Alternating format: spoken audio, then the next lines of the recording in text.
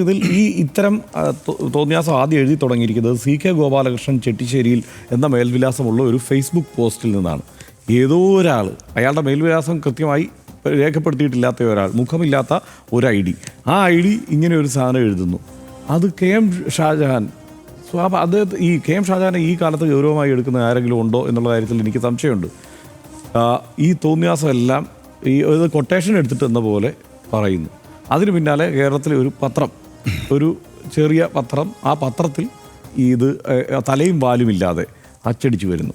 അപ്പോൾ ഇത് വളരെ ആസൂത്രിതമാണ്. ഇതൊരു കൊട്ടേഷൻ്റെ സ്വഭാവം ഇതിനകത്തുണ്ട്. അതല്ലാതെ ഇതിന് വേറൊന്നുമില്ല. അതായത് അന്തരീക്ഷത്തിൽ നിന്നൊരു സാധനം അങ്ങനെ ഉണ്ടാവുകയാണ്. പക്ഷേ ഇപ്പോൾ ഷിയാസ് ഉത്തരവാദിത്വത്തോടെ അതിനെ നിഷേധിക്കുന്നു, അതിനെ തള്ളിക്കളയുന്നു. അതൊക്കെ കൊള്ളാം. പക്ഷേ ഷിയാസ് പറയേണ്ട ഒരു കാര്യമുണ്ട്. ആരാണ് BRM ഷഫീർ, ആരാണ് ജിൻഡോ ജോൺ, ഇവരൊക്കെ ആരാണ്? അവരെല്ലാം ഈ തോന്നിയാസം പ്രചരിപ്പിക്കുന്നതിന് മുന്നിട്ടിറങ്ങിയവരാണ്. കോൺഗ്രസിന്റെ BRM ഷഫീർ ഇപ്പോൾ ഡിലീറ്റ് ചെയ്തിട്ടുണ്ട്. പക്ഷേ കോൺഗ്രസിന്റെ മുഖങ്ങളാണ്, നേതാക്കളാണ്. ഇപ്പം ജിൻഡോയുടെയൊക്കെ അടുത്ത തെരഞ്ഞെടുപ്പിൽ മത്സരിക്കാൻ പോകുന്നു എന്നൊക്കെ പറഞ്ഞിട്ട് മണ്ഡലം തിരിച്ചുള്ള ചർച്ചകളിൽ വരുന്ന പേരുകളിൽ ഉൾപ്പെടുന്ന ആളാണ് ജിൻഡോ.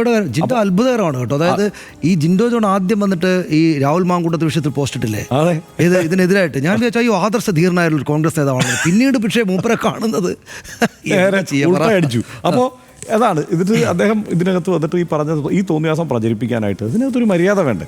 ഇപ്പോൾ രാഹുൽ മാങ്കൂട്ടത്തിനെതിരെ ഒരു ആരോപണം വന്നു, വല്ലാതെ ചർച്ച ചെയ്തു, മാധ്യമങ്ങളെല്ലാം കൂടി ഇങ്ങനെ ചർച്ച ചെയ്തു.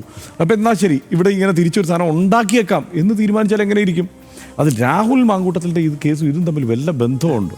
അത് രാഹുൽ മാങ്കൂട്ടത്തിൻ്റെ എന്താണ്? അത് മറ്റൊരു തരത്തിലുള്ള, സനീഷ് നേരത്തെ സൂചിപ്പിച്ചതുപോലെ സമാനതകളില്ലാത്ത ഒരു സാഹചര്യമാണത്. അത് തെളിവുകളാണുള്ളത്. പുറത്ത് വന്ന തെളിവുകളുണ്ട്, വരാനിരിക്കുന്ന തെളിവുകളുണ്ട്. പിന്നെ കേരളത്തിലെ മുഴുവൻ മാധ്യമ സമൂഹത്തിനും കൃത്യമായി അറിയാവുന്ന കാര്യമാണ്.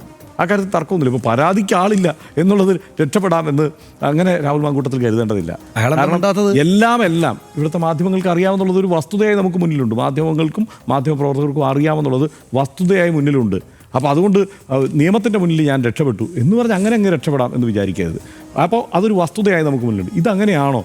ഏതോ ഒരു ഐഡിയയിൽ നിന്ന് വ്യാജമായ ഒരു വാർത്ത ഉണ്ടാക്കുന്നു, എന്നിട്ടത് വ്യാപകമായി പ്രചരിപ്പിക്കുകയാണ്. അപ്പോൾ ഈ BRM ഷഫീറിനെ പോലെ, ജിൻഡോയെ പോലെയൊക്കെയുള്ള നേതാക്കന്മാർ അത് ചെയ്യുന്നത് കാണുമ്പോൾ വല്ലാത്ത വിഷമം തോന്നും. കാരണം അങ്ങനെ ചെയ്യാൻ പാടില്ല ഒരിക്കലും. കാരണം ആർക്കെതിരെ ആയാലും ആ നിലയ്ക്ക് ഈ സോഷ്യൽ മീഡിയയിലെ സൈബർ ഗുണ്ടകളായി ഇവരെ പോലെയുള്ള നേതാക്കന്മാർ ഇറങ്ങിത്തിരിക്കരുത് എന്നുള്ളതാണ് അതിനകത്ത് ഒന്നാമത്തെ കാര്യം.